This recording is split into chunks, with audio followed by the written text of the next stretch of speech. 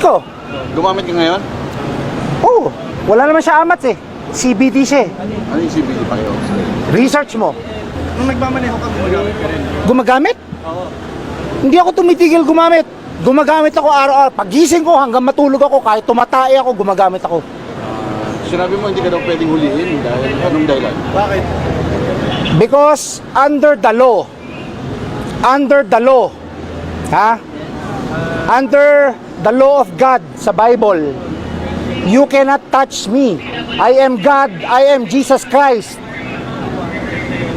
You're the son of God? Yes, no, I am God in flesh. Paano mo nasabi, sir?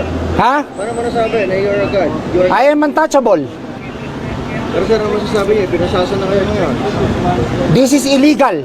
Kasi, You have nothing against me.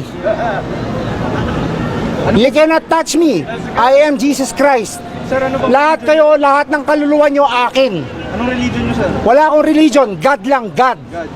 Wala akong religion. Kaano-ano niyo si Mama Mary? Nanay ko, I am the law. Bakit hindi godly?